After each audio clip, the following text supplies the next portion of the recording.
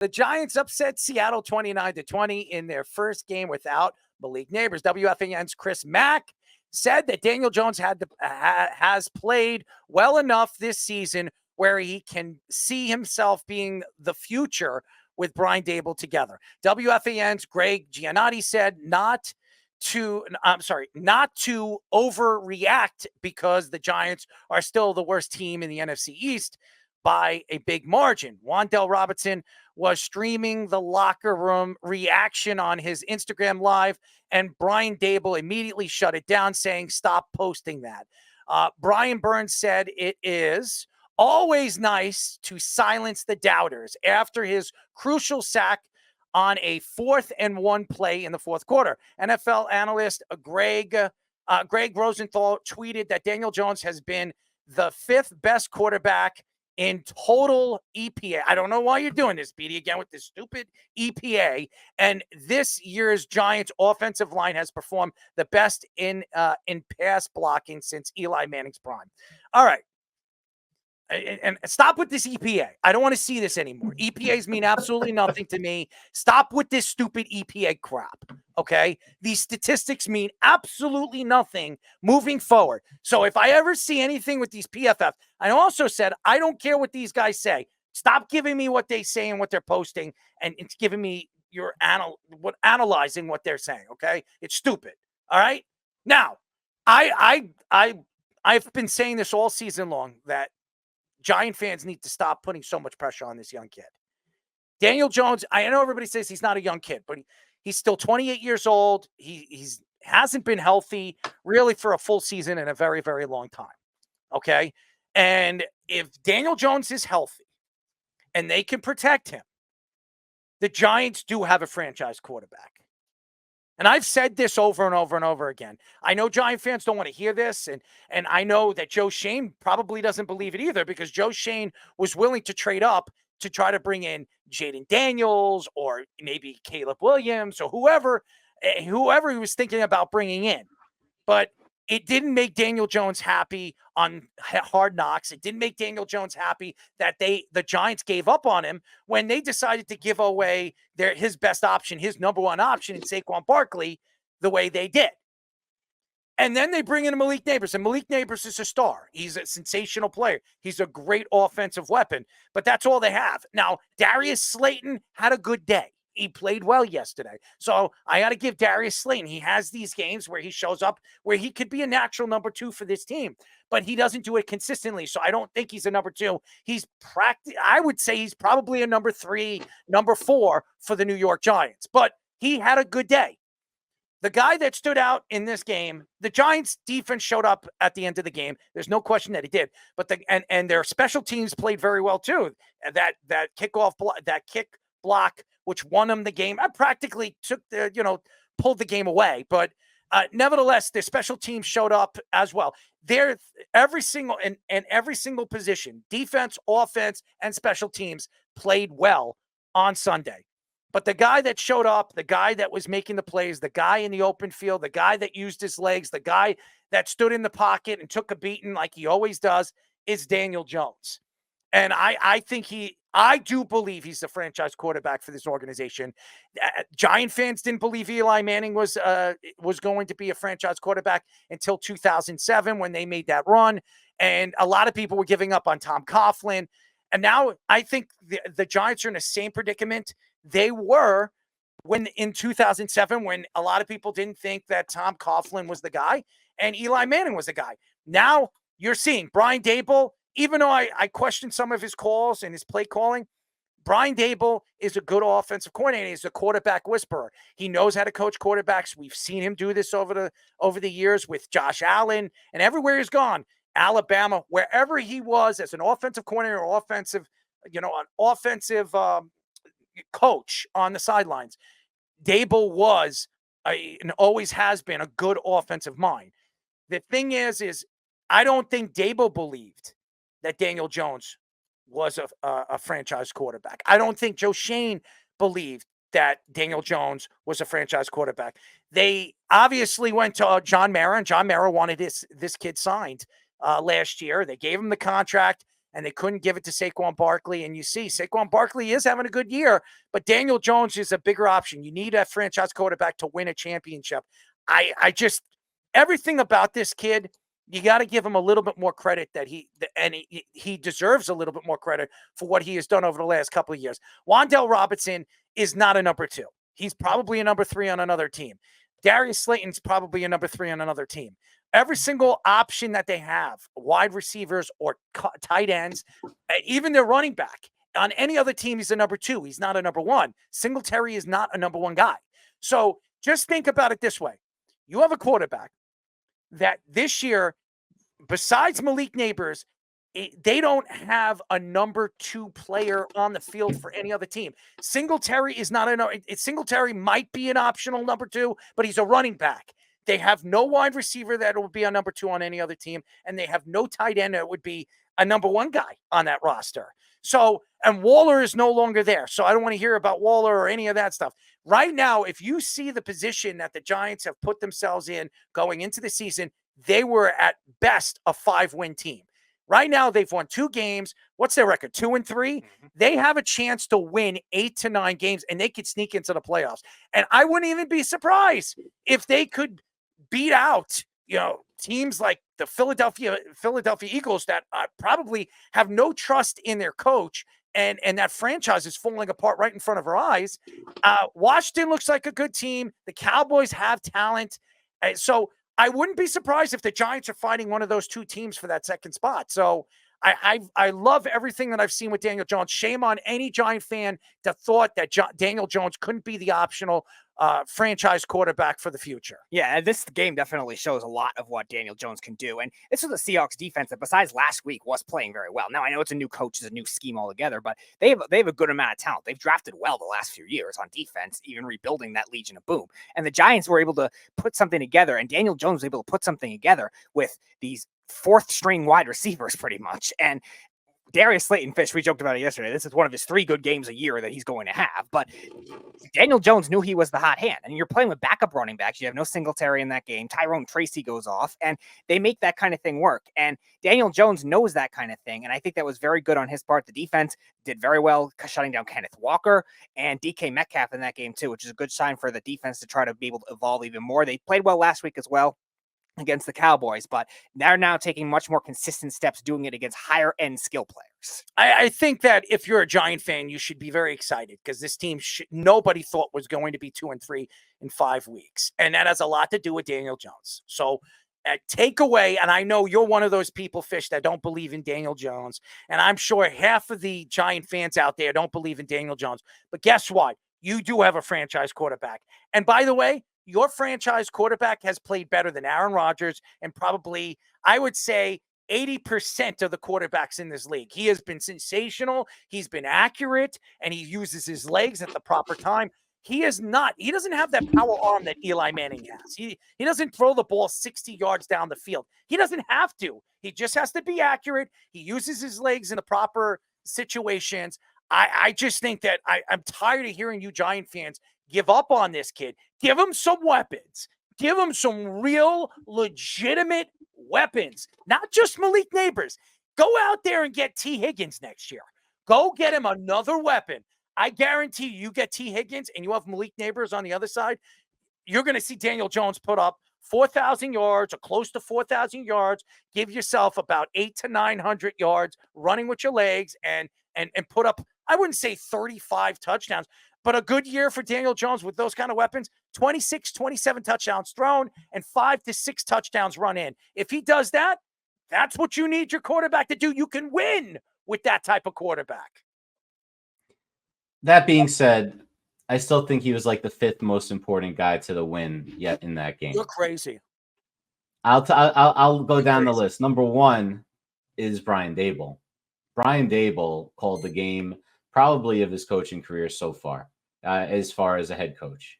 This was an incredible job by him. Maybe the Vikings game in the playoffs, but that Vikings team was very overrated, as we've talked about a number of times. What he did without the number 1 running back and number 1 receiver in this game, in all 3 phases, especially special teams, as we found out later in the game, was really dominated. This game shouldn't have been this close, all because of Eric Gray fumbling going in on the opening drive, which was perfectly scripted. This game should have been out of hand at the end of the first half, but it wasn't. It was actually tied. But the Giants dominated the whole way and continued to until the very end, when always kind of play that Giant football where they got to give them one last chance. And then we have this great special teams play by Isaiah Simmons, who's just a freak athlete, and somehow come from a 3-point stance or a 4-point stance and leapfrog a guy legally, because you could do it. Apparently the rule is you can't get a running start. So you have to be in a stance if you're going to jump over the guy, and you can't touch him or else it's a leverage penalty, which happened earlier in the day this week. So he gets it and he blocks it perfectly, and you have the two gunners actually in the exact right spot because it was coached up perfectly. Something you don't see a lot of on the Jets, where they have these little minutia details perfectly done. And I think that's all Dable. Second guy I talk about is Shane Bowen, because Shane Bowen is a lot better of a defensive coordinator than anyone knew. This guy is really good, and he is able to scheme up different types of pressures for different game plans. He's blitz heavy some weeks. He's not other weeks. He has some spies for running quarterbacks that kind of catch him off guard. He is very versatile, and they don't know what to make of him. It's been a couple of teams that couldn't handle it. And think about this. Now, looking back at the Vikings game and the Redskins, I always want to call them the Redskins, the Commanders game, which they should have won if they had a kicker. This team's pretty good if you think about the competition that they were really close with. So I really got to hand it to the coaching first. And then the third thing is the offensive line before Daniel Jones, because you're right, he didn't have the weapons. So what's the excuse if a guy who when he has weapons every once in a while can't do it? Well, they protected his ass off. They're getting really good. And that's on the O-line coach, Carmen Brasillo, they brought over, and those 5 guys, well, hold on, led by Andrew Thomas. And you gave your top 5, and I'm gonna eat it up 3. Right. Whatever. I'm gonna eat it up right now. When they lose, you're gonna blame the quarterback. When they win, you're not gonna give the quarterback any of that credit. Okay, give me a break. Okay, right now statistics would tell you he's a top 10 quarterback right now in the league. He is ranked in the top 10 in almost every single statistic this year. So for anybody to think that he is not a franchise quarterback, take it back. Take it back. He is a franchise quarterback. He's not an elite quarterback. How many teams have an elite quarterback? How many teams? Right now, do you think Patrick Mahomes is putting up elite numbers? Guys, guess what? Patrick Mahomes right now in the league is not even a top 10 quarterback. He's not even a top 10 quarterback. Right now, Geno Smith is number 1. Dak Prescott is number 2. 2 guys that nobody likes, by the way.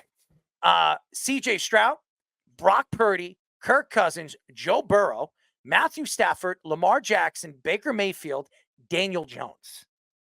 Then Jaden Daniels, who everybody loves, Daniel Jones is having a better season than Jaden Daniels, a rookie. Sam Darnold, who everybody thinks is going to be up for an MVP, 5-0. Trevor Lawrence, Aaron Rodgers, Caleb Williams, Jared Goff, Gardner Minshew, Kyle Murray, Justin Fields, Josh Allen. Do you know where Patrick Mahomes is like 20th? Like 19. Mahomes just threw another interception going into the end zone. Again, Mahomes is not having a good year. And by the way, all the people on social media attacking my takes on Patrick Mahomes, shame on you to think that the great Patrick Mahomes, even with the talent that he has around him, that you're going to still see this guy put up the numbers that he puts up every single year. Patrick Mahomes is one of the most overrated quarterbacks in NFL history. I will tell you again, and you can take that to the bank. He's no Tom Brady. I'm going to tell you that right now. He is not Tom Brady. Tom Brady on this roster, he's putting up 30, 35 points. He's putting up 30, 35 points. I'm not even a Tom Brady fan. And I can tell you right now, you put Tom Brady on this roster, he's putting up much more points than Patrick Mahomes is. The fact that they're up 16-7, I haven't been watching the game, but I'm sure the referees have something to do with it. I'm sure of it. And I hope Derek Carr finds a way to put the ball in the end zone and gets this game even closer. I don't want to see Kansas City win another close game like this. It makes me sick to my stomach. Yeah, so I really don't know if Daniel Jones is going to be, a top half of the league quarterback, but say he is. I think the thing you brought up, Patrick Mahomes, but who did he understudy for? that 1 year before he started? It was Smith. Alex Smith. Alex Smith. Mm-hmm. Alex Smith is who the Giants need Daniel Jones to be when he was in his prime. He was still fast. People forget how fast Alex Smith was coming out of college. He was a really, really fast quarterback. Played for, I believe, Urban Meyer in his first stop in Utah. I think. And that was, yeah. Yep. It was Urban Meyer's Utah, and that's how Urban got famous and so on and so on. But look, he didn't have that type of career, but that's what the Giants need him to be, is a game manager who has wheels, who's a mobile quarterback, who can hit targets. He doesn't have to do value plays, but he has to control the game. And he's been doing that now that he has protection. And that's the key. I mean, I think that they protect this guy, and he can get comfortable in the pocket and going through his reads, because he hasn't been comfortable in years. It's like he's shell-shocked. If it was another 2 more games of him getting hit, he would have never been redeemable, I think. He was like teetering on the edge of never being able to play quarterback again, like David Carr, like David Carr was. So like he just lost it. Guys, he's number 1 picks that just had all this talent in the world. They get hit too many times the first few years in the league. They hear footsteps. They get rid of it too early. Their timing is all off. You saw, earlier in the season, not as recent as last week, Daniel Jones' deep ball, he's too short on it. He's too long. He doesn't trust his footwork on the longer developing plays, because since when has he ever had time to throw it? And now he has that time, and that's on Dable again, working with him, Shea Tierney, quarterback coach, just getting him, and obviously Daniel Jones too, putting the work in, which no one's ever said he doesn't. Seattle doesn't have a very good defense, so we'll see if they can continuously keep playing this way, the offensive line. I just think I don't think you're giving Daniel Jones enough credit. I mean, Daniel Jones was running all over the place. He was going there. He was trying to get those first downs. They had no running game. Daniel Jones was their running game. And I think he deserves a lot more credit than you're giving him. I know you want to give and you don't like Daniel Jones. I know you can't stand Daniel Jones. There's a lot of Giant fans like you that can't stand this guy. But guess what? I do believe he should be there for the long haul. And if he makes a run this year, if the Giants could sneak into the playoffs and make another run, remember, he got this team 2 years ago into the playoffs, and people forget he had he was a big reason why that team made the playoffs. That's why he got that $40 million contract a year. That contract. He got that contract because of the season that he had. He also had Saquon Barkley. He doesn't have that talent around him anymore. Malik Neighbors looks like he could be a good talent for the future, especially if he stays healthy. Those LSU guys don't stay healthy, as we know Odell Beckham over the years. So if Malik Neighbors stays healthy and they give him another weapon, I think you keep Daniel Jones next year and you go get T. Higgins. You go get another weapon on the other side. You do that. Then there's no excuses. Then you go out there and you win. You have another offensive weapon as good as Malik Neighbors, and then you go out there and you try to win a Super Bowl. That's what I would do. And I think Daniel Jones is underpaid. If right now you look at what Daniel Jones is right now doing in the NFL, he's a top 10 quarterback. He's underpaid. If you look at those quarterbacks, practically every single one of those quarterbacks are making over $50 million. Do you know what he's making? He's making 40.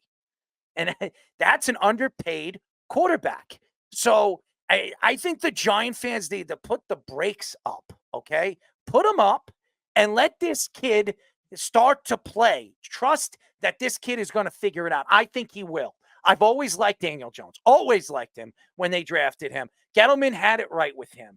I think you just need to give him a chance to develop. All right, Scoops. One thing before you get to Tommy. Sorry, Scoops. I got to say this. Devin Singletary is now the number 2 running back. I don't care. Tyrone Tracy Jr. is awesome. That guy can play. He can play out can catch it out of the backfield is better than Singletary, and he can run with a forward tilt that you need at that position. He was incredible in this game. I don't think they're smart. They're going to keep him heavily involved in the run game. Well, Singletary, when he has played, I think there's 5 games. 2 of the games he had over 100 yards. I think Singletary still has the one option, but you're going to see Tracy play more and more. I think you've seen it. Look, just like Allen from Breece Hall. Breece Hall is a great running back, but Allen is a great ground and pound guy. So I think as he starts to remember, Tracy is a young kid. He was drafted this past year. You got to give him a chance to get on the field and develop. I think Tracy's the future. as far as the running game is concerned. Singletary might not be. What did he sign? A 1-year deal? I think it's a 1-year deal. I don't know what he signed, a 1 or 2-year deal. But nevertheless, if the Giants believe Tracy is the future, he will be the number one guy next year. But right now, I think it's Singletary's job. But who knows? If Singletary doesn't play next week and Tracy puts up those numbers again, who do they play next week? Who the Giants play? The Bengals. They play the Bengals? Well, that's a must win for the Bengals. So that sucks for the Giants that they have to go and play the Bengals. It's my buddy Joey Bag of Donuts gave Devin Singletary a 3-year deal. Bag of donuts over there. We'll see. I think they get out of it in 2, though. I think if you're a Giant fan, you should be excited what you've seen so far. And I think Daniel Jones is doing what you want Daniel Jones to do. And again, Daniel Jones is underpaid. That's all I'm going to say. I don't want to hear what Greg Giannotti has to say. It's saying that Daniel Jones is horrible and the Giants are one of the worst teams right now in the NFC. I don't want to hear what Greg Giannotti has to say. By the way, Greg Giannotti is a born Minnesota Vikings fan. How many championships does the Vikings have? So I don't want to hear about the Vikings. And by the way, the last time the Vikings went, what did they win? 13 games the year that they were one of the hottest teams in football. Who did they play? Who did they get eliminated against? Oh, I'm sorry. Daniel Jones and the Giants. I remember that too. So, and by the way, who shut down the great Justin Jefferson? I don't know. I guess it was the Giants too. So I don't want to hear it from Greg Giannotti, who's a Minnesota Viking fan. Get Scoops. I think that the Giants' game plan this year should be that they need to start off every game with giving their fans a heart attack, only for the fact that their first win against Cleveland, they fumbled the kickoff and had a touchdown, and they're already down within the first 5 seconds. So that's one. Then the first possession of this game, they fumbled at the goal line. Not only was that even worse, but it was ran all the way back for a touchdown. So those 2 games, they managed to come out with a win, and that's very unlike the Giants. It's very un-Giant-like. So that's pretty crazy that that's their game plan. But, I think their offense played great. You were just mentioning it with Tracy Fish. I think that Tracy played amazing. Had an amazing game for this being, one of the first games, like him actually stepping up to the role of having to get majority of the snaps on the rushing side of the ball. I think he played a phenomenal game. And on top of that, I was really impressed with their defense. I mean, Dexter Lawrence is amazing. He was just pressuring Geno Smith all day, every single snap. And they got, 7 sacks and all in all. And, even mentioned, you mentioned earlier before the special teams, because the special teams is a main reason of why they even won the game in the first place. Actually managed to block the kick and run it back all the way for a touchdown. But, hey, I got to say, you were mentioning it, Errol. I am excited. Yes, I am excited as a Giants fan because we're sitting here talking about the Giants possibly being even 500 going into week 6. That's been the best start that the Giants have had since 2020 season. And even before that, I can't even name off the top of my head. So look, there's definitely a lot that the team has to clean up. And even Daniel Jones too. I mean, he needs to consistently throw accurate passes. He needs to consistently That's play. Every quarterback in the NFL. Right. No, definitely. But Patrick Mahomes has 2 interceptions. Okay, come on. Give me a break. Patrick Mahomes, Daniel Jones is having a better season than Patrick friggin' Holmes, okay? I don't want to hear it from you Giant fans. Stop. Oh, he's got to be more accurate. He's got to be this. He's got to be that. He doesn't have to do anything. If the defense shows up every single week and they can run the friggin' ball down everybody's throats and give him a time to throw the ball, that's all that matters. Daniel Jones could win football games with his legs. He can win football games with his arm as well. He doesn't have to throw 60 yards like Eli Manning. And by the way, Eli Manning doesn't have the ability that Daniel Jones has on a football field. He can use his legs. He can dominate outside of the pocket. And he gives that offensive line a little bit more time that they can get somebody open or get a wide receiver open. So, the offensive line gives Daniel Jones a little bit more time as they move forward against these better defenses. Remember, the Bengals have had problems defensively all season long. They've had problems I think the weakness right now in the Bengals is their defense. It's not their offense. T. Higgins put up a great game this past week. Jamar Chase had a good week this week. Joe Burrow put up good numbers this week. It wasn't their offense. It was their defense. So if the Giants, if the Bengals defense is as bad as what we've seen over the last couple of weeks, why couldn't the Giants beat the Bengals? They should beat the Bengals the way they ran the ball with Tracy. They should beat the Bengals the way Daniel Jones can step into the pocket and make the throws. So they should win this week. If they don't win this week the way they beat Seattle, then it's a big loss. I think the Giants should beat the Bengals this week. They should. They're the better team right now. I think the Giants, as far as talent is concerned, the Giants don't have anywhere close to the talent the Jets have. Not a chance in hell. If you line the Giants' talent with the Jets' talent, it's not even close. Young and veterans, not even close.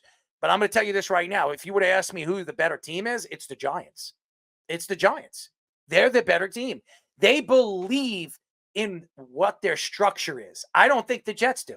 And Robert Saleh is the deer in the headlights. He's Bambi. He doesn't know what he's doing. And I think, and I'm not a big fan of Brian Daboll either, what I've seen over the last year and a half, being the dictator that he is. But he is a good offensive mind. And I think if there's anybody that can fix Daniel Jones, it's him. He just has to believe in him. And I think that's what you guys need to do. Stop giving up on this kid and let this kid figure it out. And I think that if he does figure it out, I think the Giants could sneak into the playoffs. And who knows, with the playoffs, playing one game each round, the Giants can make a run. There's no doubt in my mind the way this defense is playing and the way they're running the ball and the way Daniel Jones could stay healthy. As long as Daniel Jones stays healthy, why this team can't make the playoffs. They can make the playoffs. And I think the NFC East is a lot better. I'm surprised the NFC East is as good as it's been so far early this season. I didn't think that the NFC East was going to be as good as it is. I didn't. Washington is unbelievable right now. What are they, 4-1 now? I mean, 3-1, I think. No, they're 4-1. Oh no, yeah, they are 4-1. I'm Four. sorry, I completely forgot. They were 3-1 heading into the week. They're 4-1. The Giants are 2-3. The Eagles are what? 2-3? I think I know 2-2. 2-2, and Dallas and the Giants are 2-3. Giants are 3-2, or Cowboys are 3-2.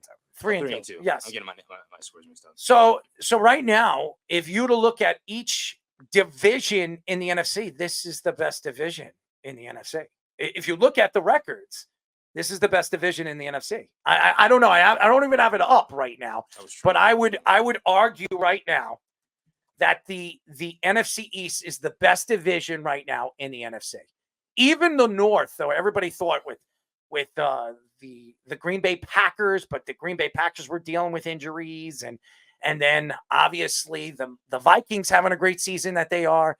It is incredible. It is incredible how good the NFC East is. It really is. I'm shocked. I'm shocked right now. If you look at it right now, but the NFC North is pretty good. I can't lie. The Bears are 3-2. The Packers are 3-2. The Lions are 3-1 and 5-0. So that's the best. That's what we thought the best division is. But it's crazy. Right now, the Commanders are 4-1. The Cowboys are 3-2. The Eagles are 2-2, and the Giants are 2-3. Almost every single one of these teams are 500. Now, the Giants, if they win this week against the Bengals, every single one of these teams are 500. Every single one of them. So, and right now the NFC North is 500. The NFC South, besides the Panthers, they're 1-4, is 500. And I'm just shocked that the NFC is as good as it is this year. I didn't think the NFC was going to be that good. It's the AFC that's just been an absolute bust. It really has been. The Jets are 2-3. The Dolphins are 2-3. We know what the Patriots are. The Bills are 3-2. We thought that the NFC East, the AFC East was going to be good. Ravens are 3-2. I thought the Ravens would be right now 4-1 or 5-0. The Steelers are 3-2. Then they started off 3-0. The Browns are 1-4. The Bengals are 1-4. The Texans are 4-1. The Colts are 2-3. The Titans 1-3. The Jaguars 1-4.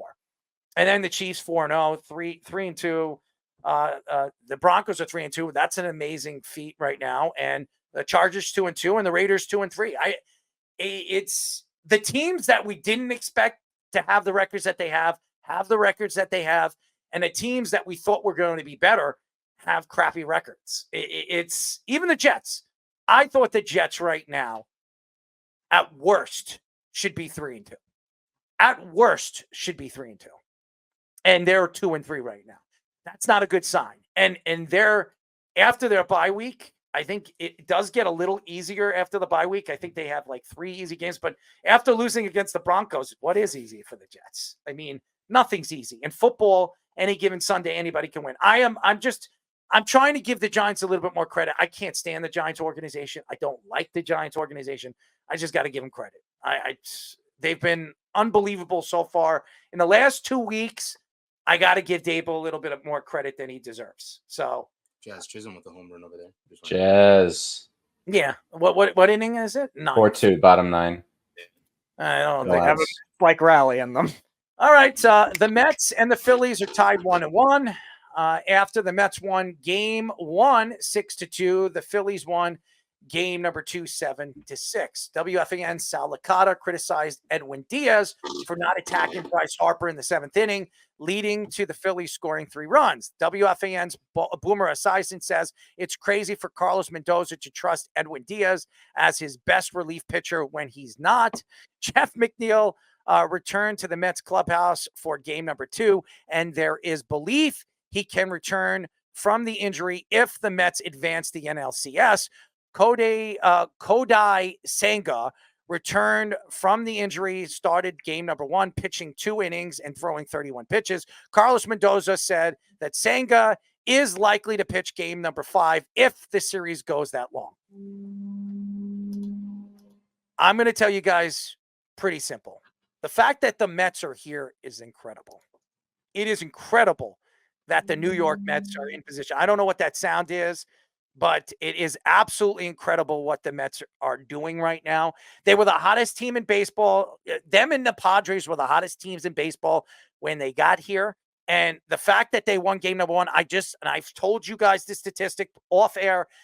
The Philadelphia Phillies have never won a series losing game number 1 in the playoffs. Never won a series after losing game number 1 in any kind of series. Wild card, the divisional, the NLCS, and even the World Series. They've never won a championship when going down 1 in game number 1. So the Mets right now have the advantage. Because mentally, when you look at statistics, everybody stares at them and says, well, this would be the first time that Philadelphia Phillies have done this in over 70, 80 years. It's not likely if you look at stats. The thing is, Sal Licata criticizing Edwin Diaz and Boomer Esiason throwing Carlos Mendoza under the bus because of Edwin Diaz. Edwin Diaz is their best relief pitcher. I don't know what the hell Boomer Esiason is talking about. That just tells you stay in football.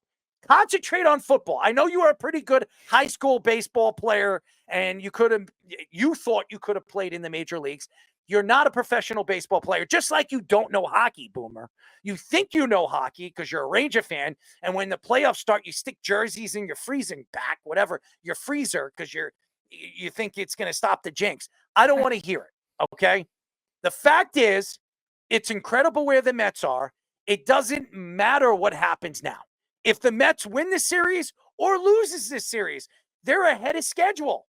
They're ahead. Now, I'm going to tell you this right now. There's a lot of pressure on the Mets. If the Mets win this series and they lose in the NLCS, or the Mets go all the way to the World Series and loses the World Series, or the Mets win the World Series and then goes into the offseason and spends a ton of money and they don't even get into the playoffs, it's a catastrophic loss. I mean, you're spending all that money. And this is something, getting back to Steve Cohen, Uncle Stevie. Steve Cohen, and I remember, first year with Buck Showalter and a new GM, they get into the playoffs. They get into the playoffs. In the offseason, they spent over $500 or $600 million. They don't make the playoffs again. And this has been the problem with Steve Cohen. Steve Cohen will open up his pockets. He spent the money on Max Scherzer. He spent the money on Justin Verlander. It didn't work out. You didn't bring back Jacob deGrom. I guess that worked out for you because Jacob deGrom hasn't pitched really at all with the Texas Rangers in 2 years. I think he pitched 1 game or 2 games. Yeah, a few games here and there each season. He has done nothing since they gave him the contract and they decided to part ways with him. Nevertheless, every time Uncle Stevie has opened up his pockets, it hasn't worked. So this is a big run for the New York Mets, but it puts the Mets in the offseason on the clock. Because if they're going to go out there and spend a ton of money, if they bring in Burns and they bring in Fried and they bring in, I don't know, Soto or whoever they decide to bring in, the 3 or 4 or 5 guys, and re-sign Pete Alonso, and he could spend $1 billion this offseason, they're on the clock. They got to win next year. If they fail to win this year and they lose in the NLCS or in the divisional game, they're expected to make the playoffs next year, and they're expected to either come out of the National League or go to the NLCS. It's a lot. They're in Pressureville now because the Mets have gone as far as they've gone so far this year. I think it's incredible what the Mets are doing. I do. And Sal Licata taking – I know Sal's a Met fan, so he's going to say whatever he wants. And so is Boomer Esiason. So is Greg Giannotti. And who cares if Jeff McNeil plays in this series or the next series? Jeff McNeil is not the answer, okay? He's not. And he's not Juan Soto. He's not Aaron Judge. Who the hell is Jeff McNeil? What is Jeff McNeil? What did he hit this year? 250? 260? I don't even know it, but he's not hitting 300 anymore. So why is it that everybody keeps, Jeff McNeil, if the Mets make the NLCS, he'll be back. Who cares? Who cares if Jeff McNeil comes back? It's like saying, if you were the Phillies, Bryce Harper's been out, and if the Phillies make it to the NLCS, he'll be back. That's Bryce Harper. This is Jeff McNeil. Who the hell is he? So who cares about Jeff McNeil? I just think right now Met fans should be excited for what they're seeing and happy where the Mets are. They are right now.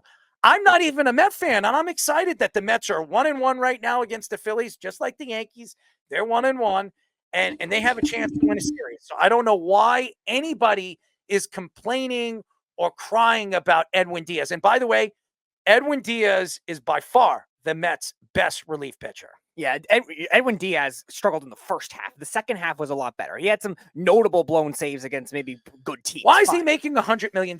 Yeah, that's the big thing. Now, I've always had the discrepancy with closer contracts at the time because sometimes closers can be very fluky. As we're talking about with Jim Leyritz, too, there's not going to be a lot of these relievers that sustain this kind of thing for longer. But to say that Edwin Diaz didn't play well in the second half is ridiculous. Now, if he was still struggling like he did in the first half, yeah, that's understandable. But at the same time, Carlos Mendoza would realize that kind of thing and not put him in the highest leverage situation. And to nitpick him pitted in the 7th inning against the Phillies' best hitters is ridiculous as well. You want your best pitcher up against the best hitters. It doesn't matter what inning it necessarily is. The closing formality is going away for a reason. We were talking about Class A earlier, just blowing a 3-0 lead to get the 0-0 lead to the Tigers. Like, that kind of thing doesn't matter for the postseason. Pitch your best pitcher. He's your best pitcher. I think he's ridiculous by saying that kind of thing. And the Mets offense finally waking up as well, too. They struggled in the Brewer series. They were able to hit late, but now they're putting together complete games. I know they struggled against Wheeler, but besides that, they've been very good.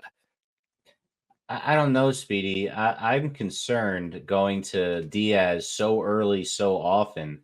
I heard earlier today that he's pitched more pitches in a short amount of time than he's ever done his entire career. And we're only talking about the beginning of the NLDS. What are they trying to do? Blow his arm out before they even get to the next round? What are you trying to accomplish? You got to worry about this round. But you got to have more than one guy. You can't just go to him for 3 innings every game like he's Mo. And they didn't do that with Mo until the ALCS.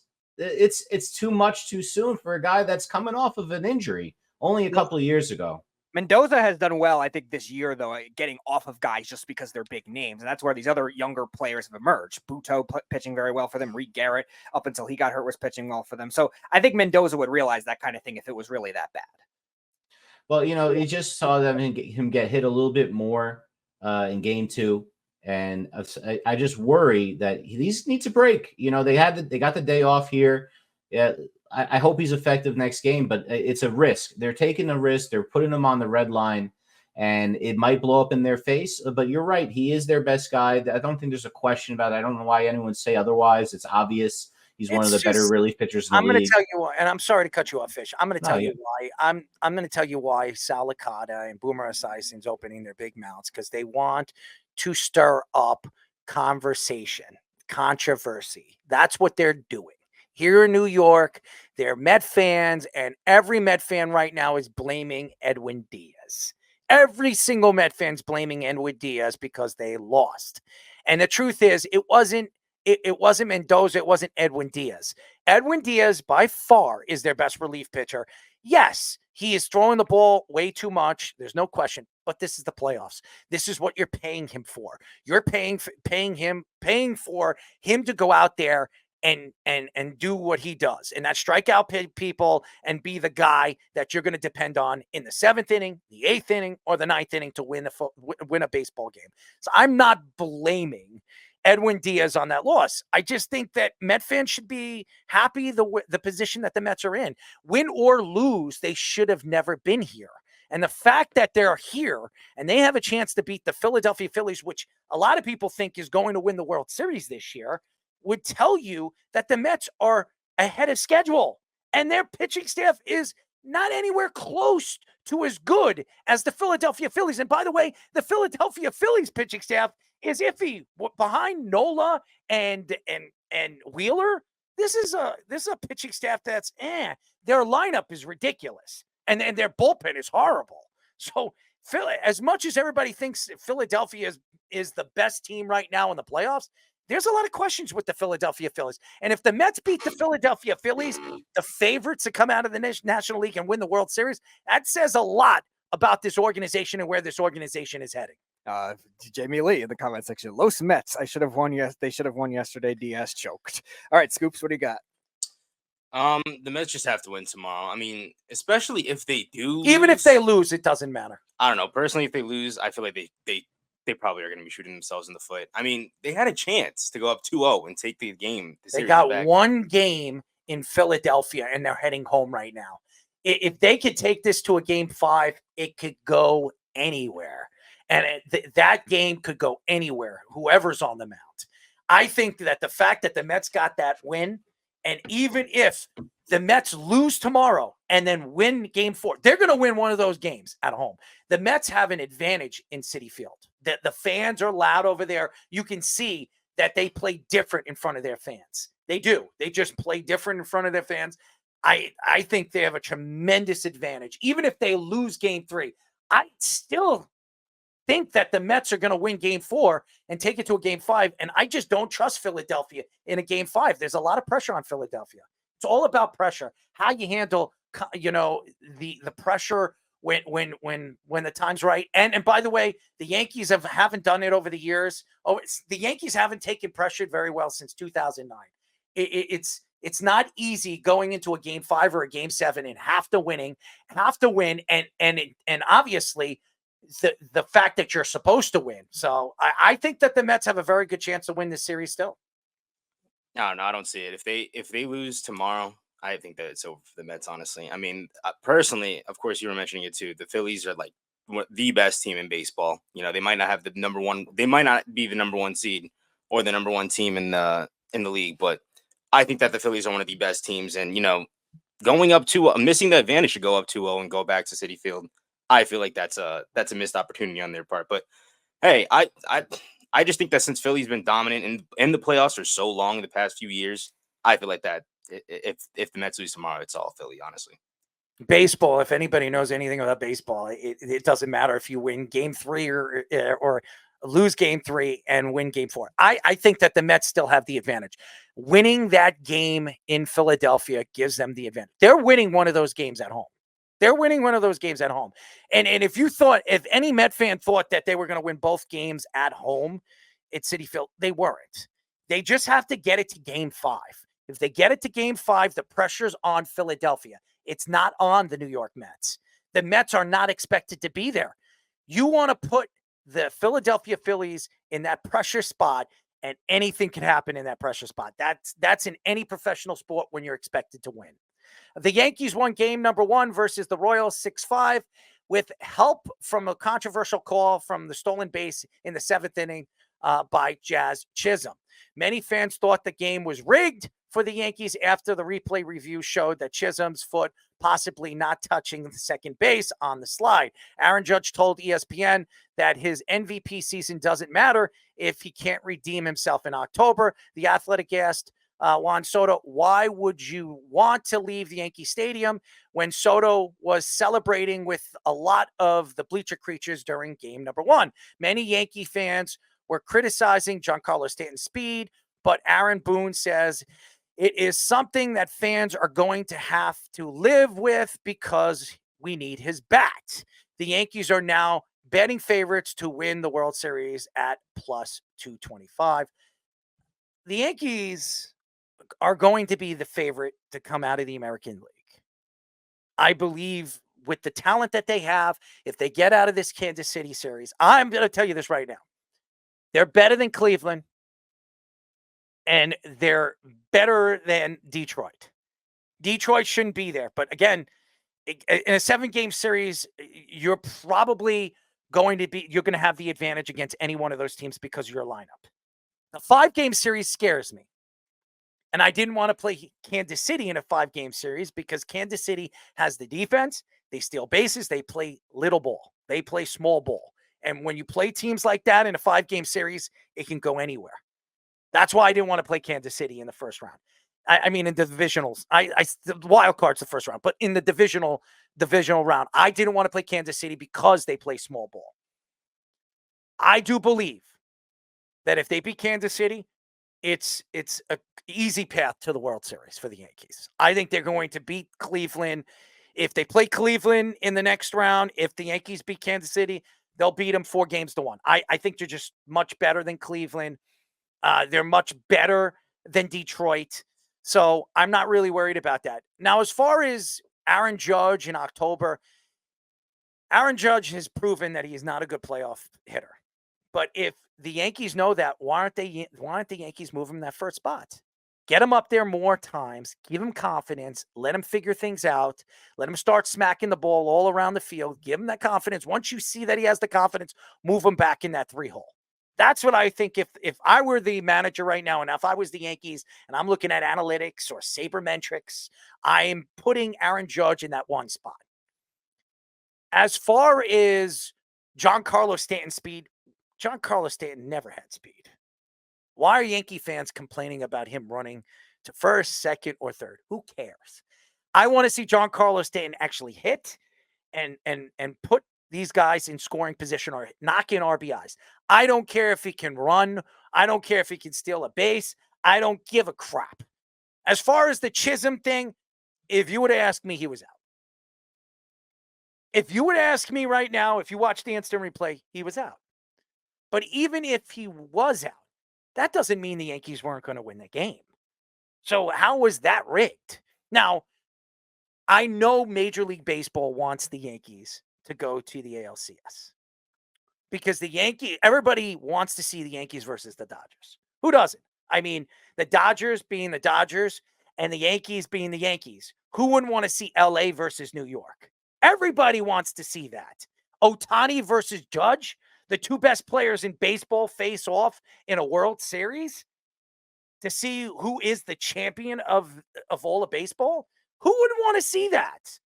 Everybody would want to see that. Baseball wants to see that. Do you know how many tickets? Do you know how much tickets will be? Do you know how many the TV sponsorships they're going to get for that series? It's ridiculous.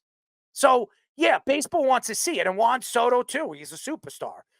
As far as Juan Soto's concerned, we're not going to know where Juan Soto is going to go until the end of the season. More than likely, he's going to go where the money is. If the Mets are going to offer him more money by $50 million, he's going to have to decide Yankee Stadium, Citi Field.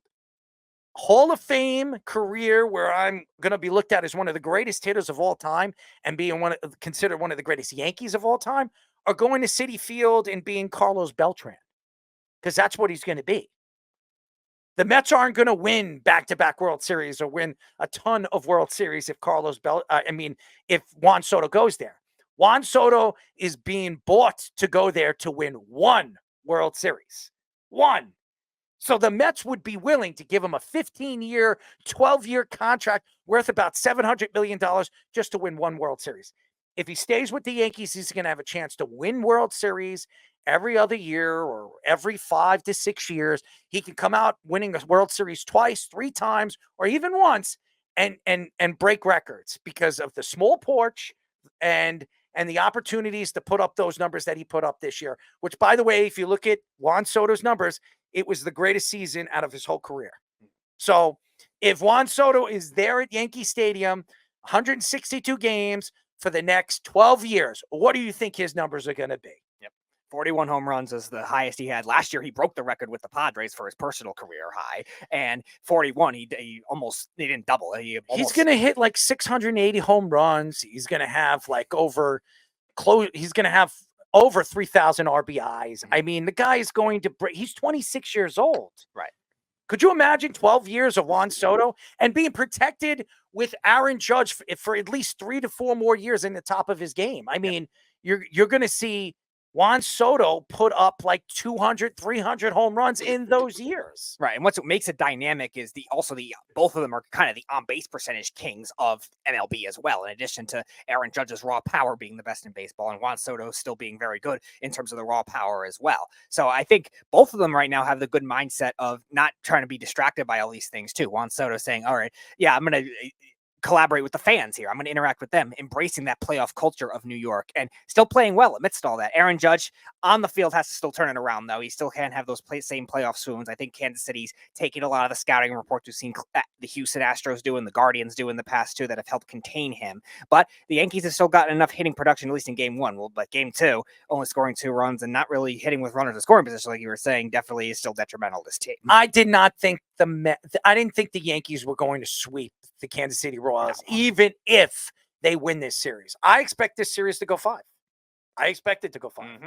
I expect the Yankees to go back to Kansas City, win one of those games in Kansas City. There's no way Kansas City wins both those games, especially if you look at the Yankees' record away. I think the Yankees' record is ridiculous. They have the best record away in all of baseball.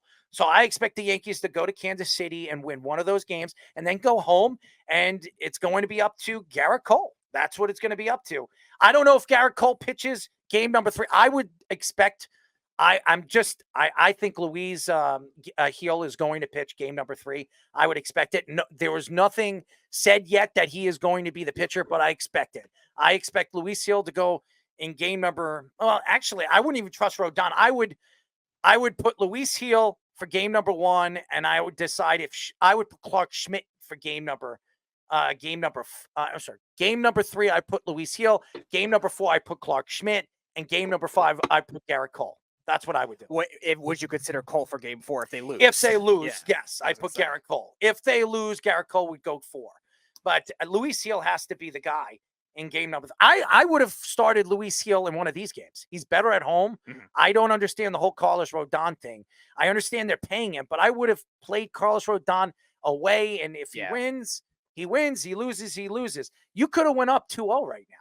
Yeah, the ideal formula would have been Gil in game 1, Cole in game 2. So then you could still have Cole fresher for game 5 and still be able to make that kind of thing work at the time, because the Yankees still have to get some level of pitching depth that they have in their starting rotation they spent on, but their bullpen in the second half of the season, like we were talking about with Adam Byron, not really the same case. And the Royals bullpen has been very good in the second half of the season. So it'll be interesting to see. A 5-game series they're definitely built for. And I agree with you. If the Yankees do survive the Royals, I didn't pick them to win. They definitely have advantage over Cleveland or Detroit. They don't have the same level of pitching depth. I'm even going to say this. If the Yankees get out of this round, they win the World Series. That's my prediction.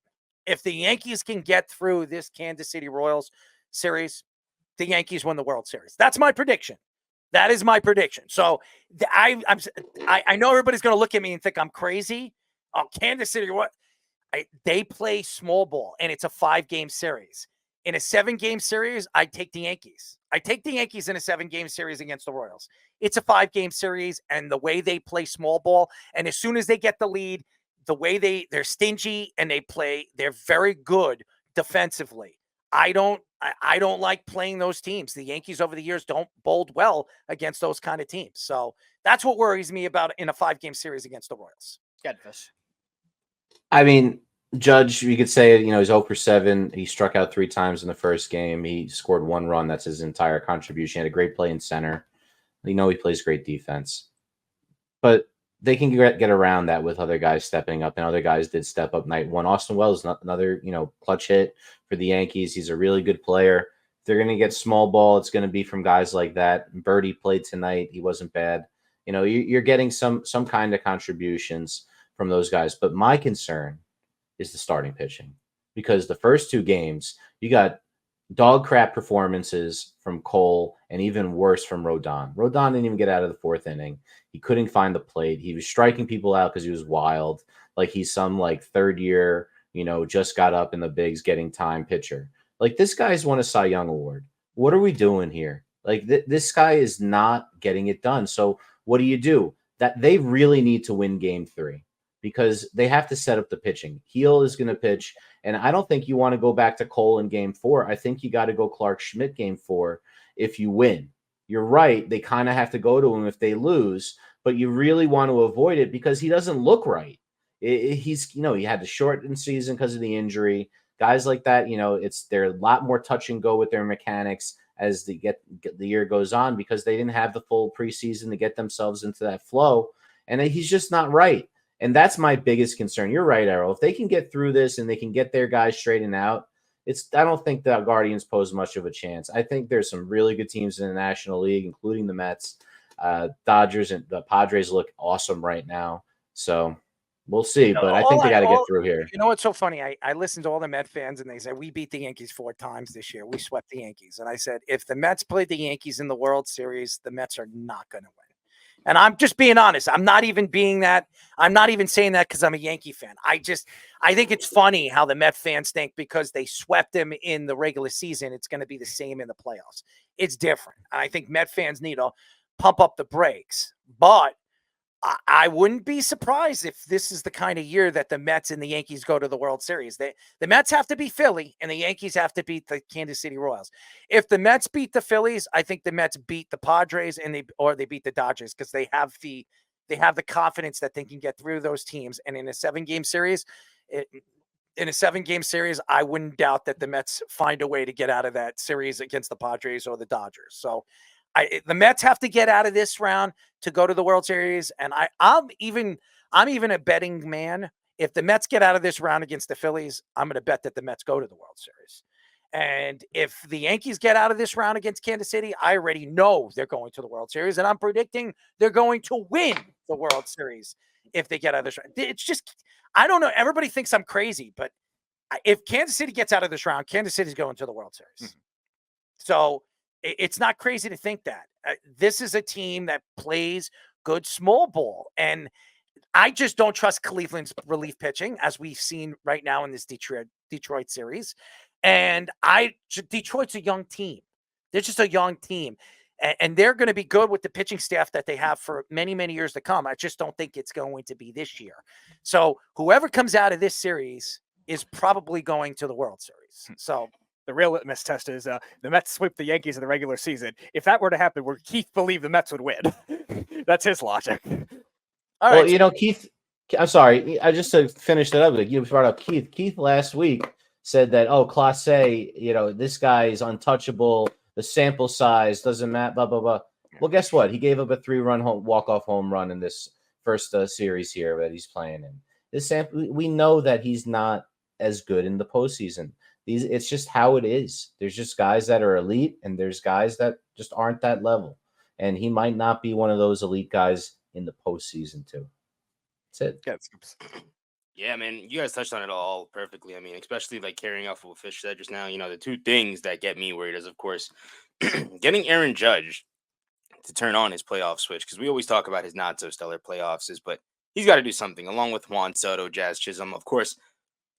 Like earlier in the games instead of later on, that of course would help them win the series. But another thing is, like Fish mentioned, the pitching. I mean, Garrett Cole was always known as this big bad pitcher, reigning Cy Young, and hasn't been great. So it was one game. And by the way, nevertheless, even if he didn't pitch well in game number 1, he still found a way to help the team win. That's all I'm going to say. Your best pitcher, even if he doesn't have his best stuff, he goes out there and pitches just good enough to win. That's all that matters. So I know what everybody's going to say. Well, Garrett Cole's not the pitcher. Go look at Garrett Cole's numbers last year. If Garrett Cole didn't pitch as well as for the Yankees last year, did the Yankees go as far as they did last year in the playoffs? Not a chance in hell. Garrett Cole was the reason why. Garrett Cole, what was his ERA in the playoffs? It was 2-something. He was lights out, and when they needed him the most, he was there. He pitched 7 innings against the Cleveland Indians. And what was it? In game 5, game 6? I don't remember, but don't quote me on it. But in one of the games when they needed him to show up, he showed up to the game. So I disagree. I think Garrett Cole is everything that you want your star pitcher to be. The problem is he didn't play half the season. And remember, he's still trying to get his legs under him. I think he's fine. I'm not worried about Garrett Cole. It's one of these guys. Who's going to pitch on, tomorrow? Not tomorrow, then Thursday. What is it? When's the games? Speedy, you of all statistics should know this, and you don't even know. You got to look. NL plays tomorrow, and then all of the next games are on Wednesday. Everyone plays Wednesday, but the NL is tomorrow. So we'll find out that if Luis Gil is going to pitch on Wednesday. If he shows up, I don't trust a rookie away. I would have started the rookie at one of these home games. I would have played one of the veterans at one of these away games. I don't trust it. So maybe Clark Schmidt plays in game number 3, and maybe then you play Luis Gil in game number 4, especially if they win. I don't know, but I worry that the Yankees are going to put this kid in a really bad position to fail. That's why I would have played him in one of the home games. He has the best record at home out of all the Yankee pitchers. He should have played in one of these games. That's what I would have, because he just plays better in front of the fans. There's a lot of pressure on this kid when he goes away. So I don't know. I'm worried for game number 3. Yeah. But again, I think the Yankees are going to win one of these away games, and they're going to go home. It's all about game number 5. Who's pitching in game number 5, and if Aaron Judge shows up in this series. I do believe Aaron Judge will show up in one of these games and hit that game-winning home run, or hits a 4-run home run or 3-run home run that gives the Yankees a good chance to win these games. It's just when they get this lead, are they going to be able to hold up and hold on to it? If you look at the Yankees, 3-run lead is never enough for the Yankees. You saw 4-1 lead was enough for Kansas City. Why? Because they're good fundamentally. That's what they are. They're a good defensive team, and they play good fundamental baseball. The Yankees do not. And that's not Aaron Boone's fault, by the way. Everybody wants to, it's Aaron Boone's fault. Aaron Boone is a good manager. He's a good manager, but what do you want him to do? If the guys aren't hitting, they're not hitting. The guy's not pitching. Is it Aaron Boone's fault that they're not pitching? He took Rodon out. I think he should have took him out after they were down 2-1. I think he was done. You saw it in his face. I would have pulled him. I wouldn't have given one. Rodon, it's a mental thing with Rodon. Once things start to fall apart, it falls apart. You could see it in his face. He doesn't have the understanding how to get himself out of trouble. And I think that's been a big problem for Carlos Rodon since he's come to the Yankees. So, and the crying. I mean, he's the Caleb Williams of baseball. That's for sure. I mean, he likes to cry in the dugout when things aren't going his way. So. Anyways, that's it for our show, ladies and gentlemen. We will be back on Wednesday. Who do we have on Wednesday? All right, returning the show at 8 o'clock. It's actually Fish's first guest of the first show he was on. Our friend Braden Webb will be back on. Ex-Brewers pitcher, now pitching in the Mexican League. He will be returning at 8 o'clock. And then at 9:30, returning to the show is Texas Rangers AAA infielder Jax Biggers will be coming back on. I remember Jax. Yes. So I'm excited to get Jax on. He was a fun young kid, and hopefully he gets his chance to play in the majors. The Rangers are a pretty good organization. And Bruce Bochy, I think, is one of the best, if not the best manager in all of baseball. So happy to get him on the show. And again, and we love Webb, by the way. But right, it's Webb. Yep, Braden Webb. I think I remember Braden. Yep, it was Fish's first show and our friend Sean Smith's first show. They had the argument about Gronk and Travis Kelce on that show. I remember. I don't know. We've interviewed so many people. I don't. We'll talk some football with him too. So, but I'd like to thank all the fans out there that tuned in tonight. Again, we went a little bit over the time that we should be, but that's because of Jimmy Lawrence. Jimmy Lawrence, is at Yankee Stadium enjoying the Yankee game. And it's great to go to a playoff baseball game and hang out in the suite. I'm sure it is. But thank you to Jimmy Lawrence. Thank you to Adam Viron for joining us. Thank you to all the fans. Like I said, thank you to you, Fish, for all the graphics and all the content you give. Scoops. Thank you to you, Speedy. Thanks again to all the fans. Keep tuning in. Keep downloading and subscribing to us. We really appreciate the time, as always. We will be back on Wednesday, as always. Until then, this is Errol Marks and the team saying good night. We'll talk to you then. Good night, everybody. You're listening to the Worldwide Sports Radio Network.